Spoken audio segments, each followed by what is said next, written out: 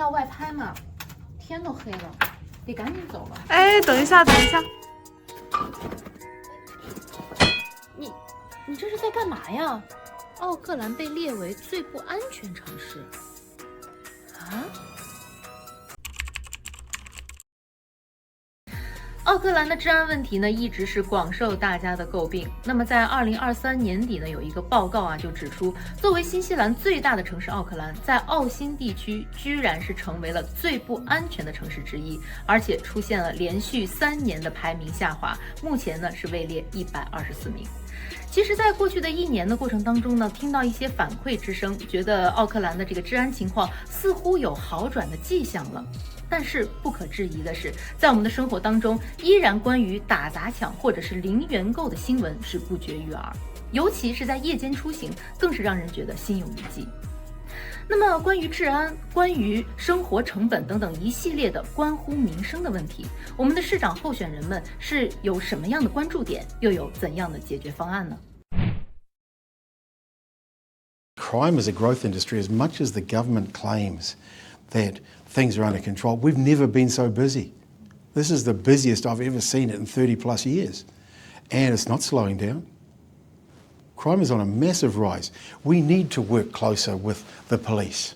And also, beggars, homeless, we need to get them off the streets. You've got people who are catching people for 55 kilometres or 56 kilometres from the airport. Now, Auckland Transport has spent a lot of time building these speed traps and fine traps all over, and policemen are wasted there on that rubbish. Focus on the big crimes. Working on police issues, on prevention, rather than solving crime or stopping crime as it happens. It means better lighting, it means better transport, being able to get into the city easier, and better parking. We can't put more police on the streets because they're too valuable. I think we need to look at that approach, get more security out on the streets. There are certain streets in downtown Auckland and other places where it's simply not safe, and there has to be an answer to that, and that answer has to be more policing, smarter policing, hopefully a more collaborative approach. I am promoting that we continue to have the additional security and that we get more Māori wardens, Pacific wardens, and that we have a very good plan about addressing our homelessness. Because if we're talking about safety in the city centre, we know that the homelessness actually plays a vital role in that. So I'm going to liaise with the police, I'm going to liaise with the community patrols, and I'm going to liaise with all the security systems around to see what we can do to create an integrated system for safety. I already volunteer with the New Zealand Police Financial Intelligence Unit, and we now host the largest anti-financial crime conference in the entire Asia-Pacific region. Twice as many people as Australia, twice as many people as Singapore come to our conference. So I already have those deep network connections within the New Zealand Police. And I think the role of council is to support the police and help facilitate them preventing crime and homelessness in Auckland City, in the CBD. The government have been a bit late coming to the party with additional police into there. I just talked them into having at long last we have a police station right in the city. But it was only opened 2 months ago, and it took me a couple of years hassling them to open a police station. We have rough sleepers in the city, which is a problem for many people. It doesn't help retail. 在过去2年中，新西兰联合政府上台后，联合地方对于犯罪加大了打击力度。有调查显示，市民普遍感觉治安得到好转。然而，这也引发了新的问题。最新报道显示，监狱收押人数已经达到了历史新高。犯罪率通常和一个社会的生活压力指数息息相关。持续的通货膨胀和经济低迷已经引发人们对于制止犯罪源头的思考。What I think the biggest pressing issues are the cost of living, especially the housing. If I become mayor, no rate increases. Because the Auckland Future Fund is for the future of all Aucklanders, whatever culture, would already been offset. Means, why you go and get the ratepayers to raise up the rates again? Preferably decrease. I have a way of doing that, particularly in removing the subsidies and letting the private sector be the private sector. I think that will cut down a lot of the rates.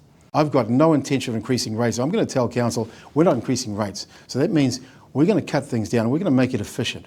If that means I have to get rid of a few things, I'm going to set up a WIC committee, Waste, Incompetence and Corruption Committee, and we want to investigate every part of council and find out where the money is going, whether it's spent well, is there any corruption or waste, And also, is it done efficiently? But I think that starts at the top. The mayor's salary is over $300,000 a year, plus perks. I'm committing to donating 80% of that back to worthy causes, because I don't, it's not because I'm independently wealthy. I just think it's a ridiculous amount of money. That's not going to balance the budget by itself, but I think we need to look at the number of politicians, capping the salaries. The government previously, when Labor and National worked together to come up with the medium density residential rules of 3 houses of 3 stories on every section, which was pretty unwise really. It didn't work out very well. You could have three-story houses beside you could be your house and suddenly wake up the next day as three stories. That was very unpopular. In theory, that could produce 2 million homes, which is never going to be happening here. Already the district plan had 900,000 homes available. So what we're going to do is we're intensifying down those areas. The government are telling us to do it for not 2 million. That's not going to happen. We'll settle with 900,000, but intensifying down those areas rather than building out in the countryside makes a lot of sense. It's cheaper, and we make better use of the infrastructure which we've already got. There's going to be an announcement shortly that the government are going to not require the seismic resistance rules in Auckland. We don't have earthquakes, and that's added a lot to the cost of building in Auckland for nothing. And so they're starting to listen, and they're starting to work with us in a lot better way than we have in the past. Prevention is better than cure, just like the floods. They could have prevented it 20 years ago by building all the embankments. Finally, I think it's a Chinese businessman, the smart sensor they put now underground so they can watch the drain. So if flooded, they protect. There was one case where it nearly flooded and the sensor, only 12 million. I'm going to give 36 million to cover the whole of Auckland. Good things like that should have been done. So I'm going to have biodiversity investment fund, 200 million. You have a product to protect the waterway, the streams, to make it beautiful and green, and then make money and then get rid of the pests. I will give you the $500,000. Not me, but the group of decision makers, and we will send a mentor. We must have someone to guide them. If we get light rail, I'd definitely like to see a space for animals on them and in the buses. Public transport with animals is something that we see in many places in the world. The government and the local councils are the biggest expenses you will face in your entire life, far exceeding any amount of money that you pay in mortgage or interest on homes or cars or anything else. I am fairly new, although I did run in the Auckland local elections last election cycle, and I came 8th overall. I spent no money. It's all word of mouth. It's all you guys talking about me and talking about what I'm saying and the things that I say. If you like them, vote for me. That is the whole point of democracy. You need a general specialist like me who can see all the angles.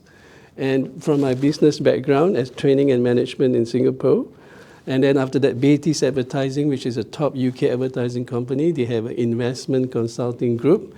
I'm the one who head that group. I went on the boat to the Indonesian island. I started the fishing business. I started the taxi business. I started the watermelon business. So not one of them used my 4 university degrees, okay?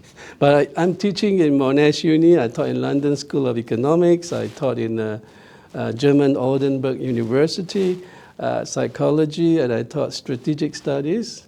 I got a degree in public policy, first class honors from Waikato Uni, 2 degrees in law. So it helps me have that groundwork. Well, first of all, to start off with the fact that I have a degree and 2 masters. So my second master's is in international politics and economics, and I ran my own consultancy in the UK for 10 years. I lived over there and travelled right around, specialising in social services management right across the UK. And then came back. I've been in contracting and managing funds for different organisations since I got back. And now I went into local government. I've been in there for 6 years. I've been the deputy chair of a local board, and now I am a councillor.